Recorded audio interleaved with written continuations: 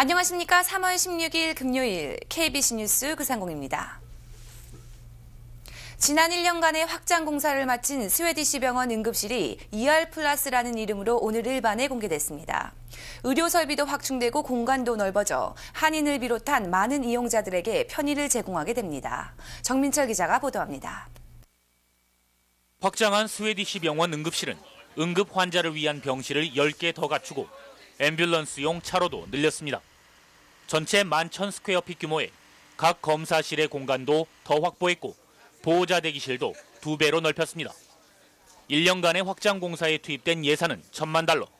이 가운데 병원은 정부 그랜트로 $100만 지원받았습니다. 딕 덜빈 상원 의원과 람 임메누얼 하원 의원 등 지역을 대표하는 정치인들이 확장 공사를 적극 지원한 것으로 알려졌습니다. Proud about this new emergency room is this is the first time and only time in the 100 years of Swedish covenant that the federal government has ever provided any dollars for any bricks and mortar expansion.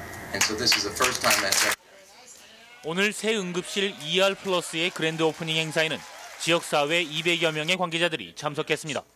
스웨디시 병원은 한인사회와도 밀접한 관계를 맺어왔습니다. 많은 한인 의사들과 간호사들의 삶의 터전이 됐고 영어가 편치 않은 한인들에게 적절한 의료 혜택을 제공해왔습니다. 현재 의사를 포함한 전체 2,000명 스태프 가운데 아시안 직원만 300명이 넘고 이 중 다수가 한인들입니다. 병원 식단에도 한국 음식이 포함돼 있고 통역 서비스 등 다양한 편의가 제공되고 있습니다. And people whose parents worked here and now their children are working here as well. So we're very proud of the generations of Korean people who have worked here. 병원 측은 오는 18일 오전 11시 지역 주민들을 위한 별도의 응급실 공개 행사를 계획하고 있습니다. 이민자들의 병원으로 120년의 역사를 이어온 스웨디시 병원이 한인사회를 비롯한 다양한 시카고 이민사회와 함께 성장하고 있습니다. KBC 뉴스 정민철입니다. 시카고 센트럴 대학이 우울증을 상담하고 도울 수 있는 특화된 우울증 코치 자격증 프로그램을 신설했습니다. 프로그램은 6시간의 교육과 실습으로 구성되며 우울증이 생화학적 작용과 정서적인 측면, 인지행동적인 관점과 영적인 측면 등을 교육합니다. 지난 일요일과 월요일, 목요일 사흘간 열린 공개 강좌에도 120여 명의 한인들이 참석해 높은 관심을 보였습니다.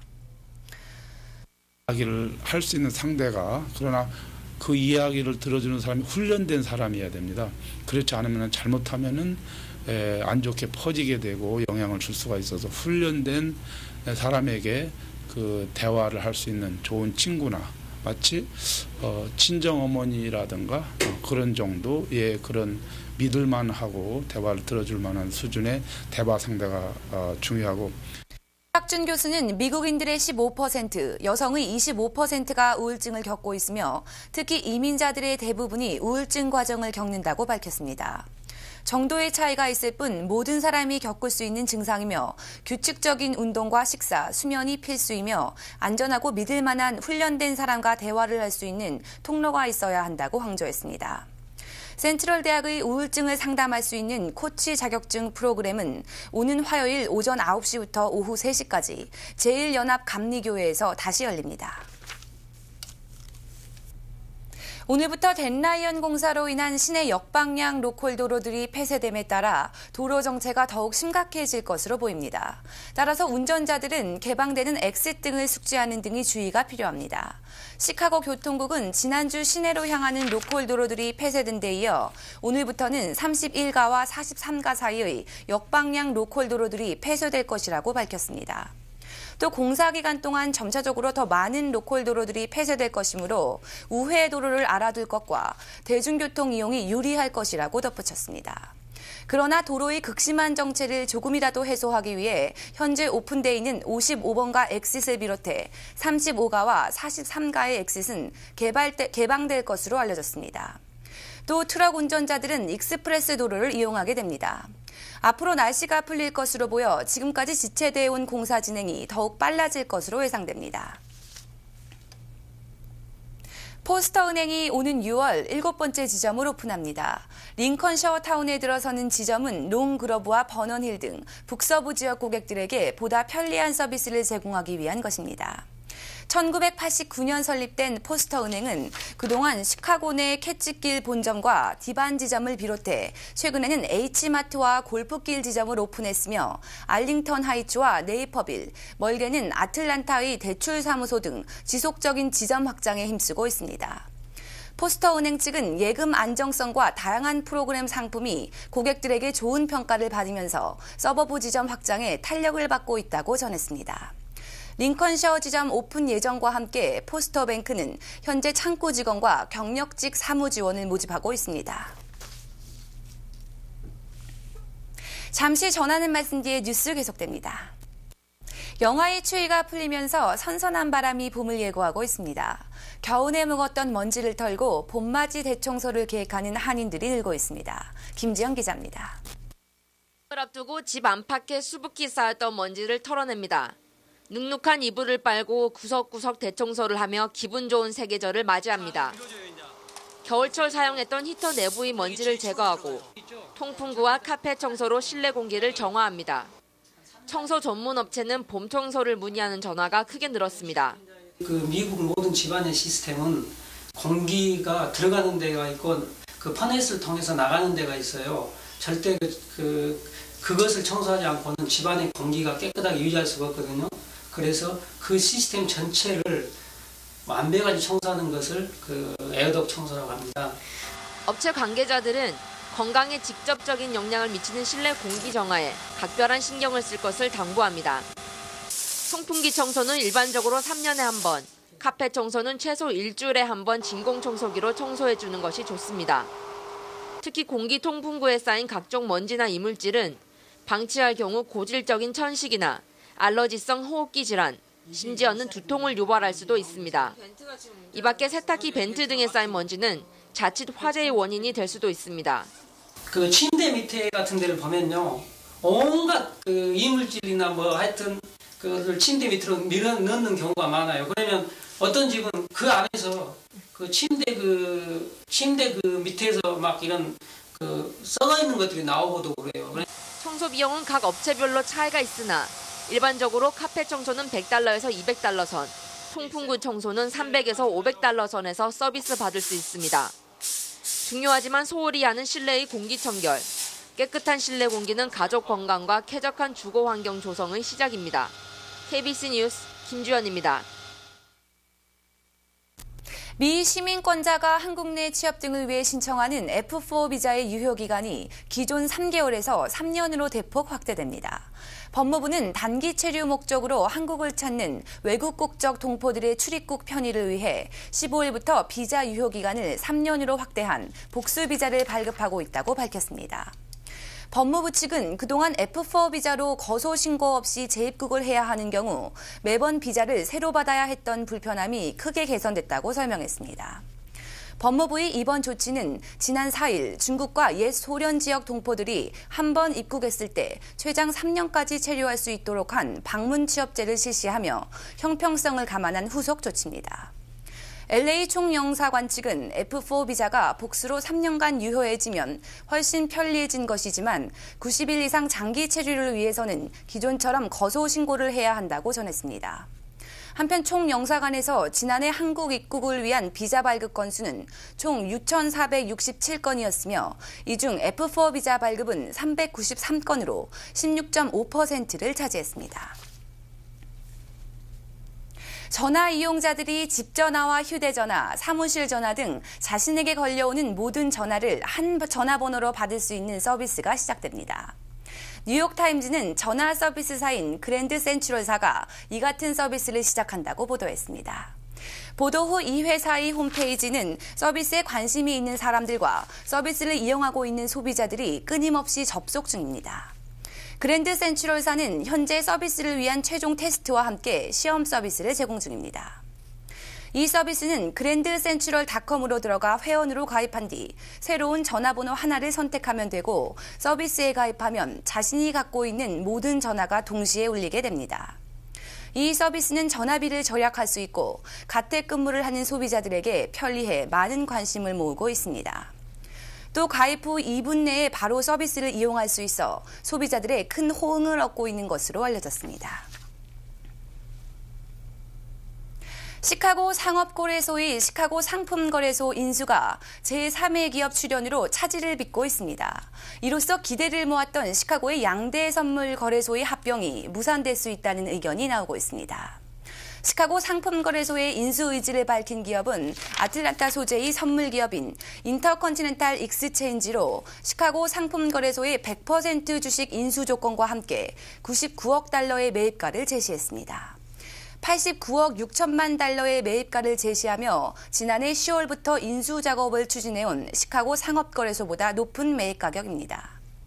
소식통들은 시카고 양대 선물 거래소의 합병은 시카고 지역의 무역 활성화를 위한 시너지 효과를 창출할 것으로 기대를 했다며 시카고 상업거래소가 매입을 위한 대금을 상향 조정할 가능성이 높다고 분석했습니다. 또 만약 상품거래소의 인수가 실패할 경우 시카고 상업거래소는 에너지 금속 전문 선물 거래소인 나이맥스 인수로 돌아설 수 있다고 예상했습니다. 성인의 과일, 채소 섭취량이 정부 권고량의 3분의 1에도 미치지 않는 것으로 조사돼 건강에 대한 우려감이 제기되고 있습니다. 정부는 2010년까지 성인 인구의 75% 이상이 하루 2차례 채소나 과일을 먹고 또 이들 가운데 절반 이상이 채소류를 하루 3차례 섭취하도록 하는 것을 목표로 하고 있습니다. 질병통제예방센터의 지난 2005년 설문자료에 따르면 조사 대상 30만 명 중 하루 2차례 과일을 먹는 비율은 33%, 하루 3차례 채소를 먹는 비율은 27%로 나타났습니다.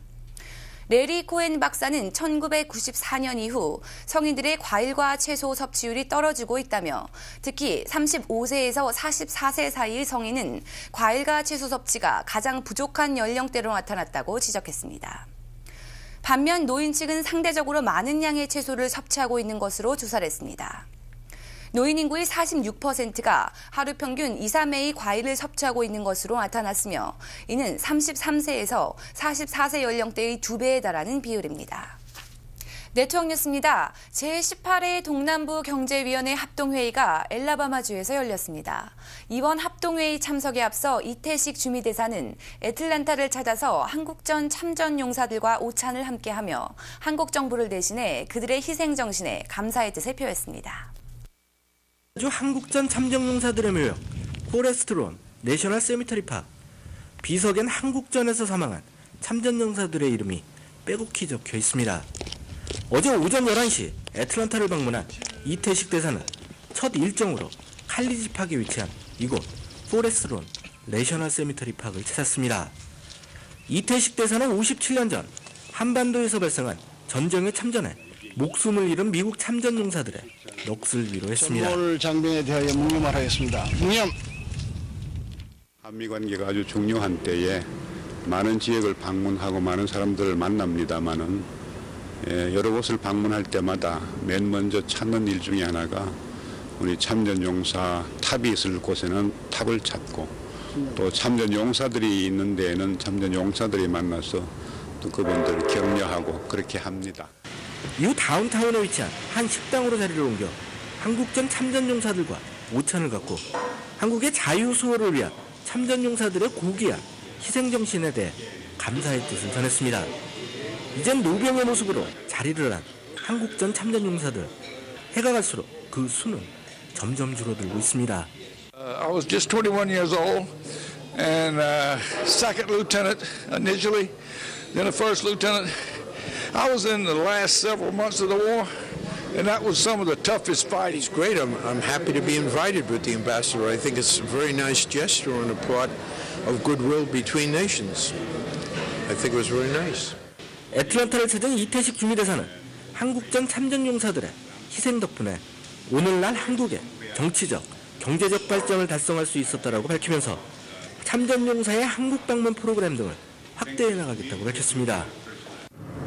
그래서 우리 한국에 방문하는 방문 프로그램을 좀 잘 확대해가지고 이런 분들이 한국의 변화된 모습을 살아 계실 때에 한번 보고 돌아올 수 있도록 그렇게 좀 노력을 해볼까 합니다.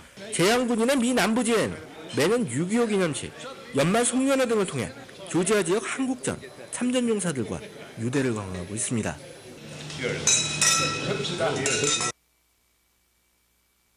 간추린 뉴스입니다. 지난 15일까지 이어진 의류 전시회 나일스 슈퍼쇼가 160여 업체가 참여하는 성황을 이뤘습니다. 지난 1월에 이어 올해 두 번째 열린 쇼에는 130여 개 남성 의류 브랜드를 비롯해 여성복과 아동복, 신발과 액세서리 등 생산업체들이 대거 참여했습니다.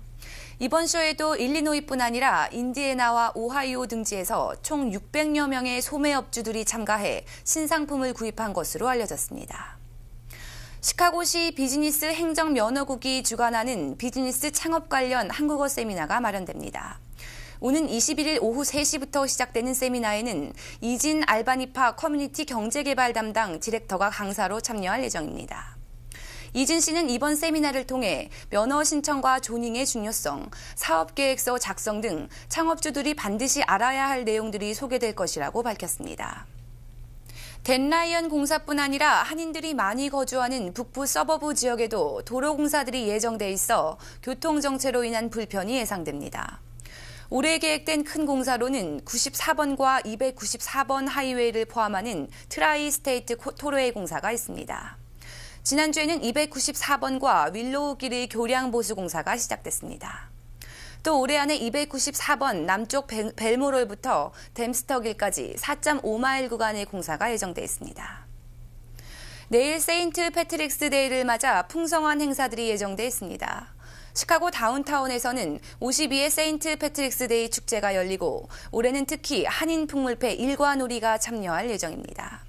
아이리쉬 아메리칸 헤리티지 센터도 오후 1시부터 자정까지 아일랜드 전통춤과 음식을 즐기는 축제를 펼칩니다. 오전 10시 45분부터는 시카고 강도 초록빛으로 물들여지면서 세인트 패트릭스 데이를 기념하게 됩니다. 오는 서울 외환시장에서 원달러 환율은 어제보다 0.3원 오른 매매 기준율 944.8원의 장을 마감했습니다. 현재 환율로 미국에서 한국으로 송금할 때는 달러당 935.6원, 한국에서 미국으로 송금할 때는 954원입니다. 한국에서 달러를 원화로 바꿀 때는 달러당 928.27원, 원화를 달러로 바꿀 때는 961.33원입니다. 오늘 뉴욕 증시는 예상보다 높게 나온 2월 소비자 물가지수가 인플레 우려를 자극하면서 하락세를 나타냈습니다. 이에 따라 다우존스 산업 평균 주가지수는 어제보다 49.27포인트 떨어지면서 12,110.41포인트를 기록했으며 나스닥 지수 역시 6.04포인트 하락해 2,372.66포인트에 마감했습니다. S&P 500 지수도 5.33포인트 떨어지면서 1,386.95포인트의 장을 마쳤습니다. 날씨입니다. 오늘 시카고는 흐린 날을 보였습니다. 낮 최고 기온은 39도를 기록했으며 18마일대의 강한 바람으로 체감온도는 낮았습니다. 습도는 평균 37%를 나타냈습니다. 오늘 밤 되면서 흐린 날은 점차 갤 것으로 보이며 밤 최저 기온은 25도가 예상됩니다. 사흘 동안 시카고 날씨입니다. 17일 토요일 대체로 맑겠습니다. 낮 최고 기온은 40도, 밤 최저 기온은 24도가 예상됩니다. 18일 일요일 역시 맑은 날이 이어지겠습니다. 낮 최고 기온은 45도, 밤 최저 기온은 39도가 예보됐습니다. 19일 월요일 비 소식이 있습니다. 많은 양의 비는 내리지 않겠으며 기온은 낮 최고 기온은 49도, 밤 최저 기온은 30도가 예보됐습니다. 내일 시카고 해 뜨는 시각은 오전 7시 1분, 해 지는 시각은 오후 6시 58분입니다. 이상으로 KBC 뉴스 930을 마치겠습니다. 감사합니다.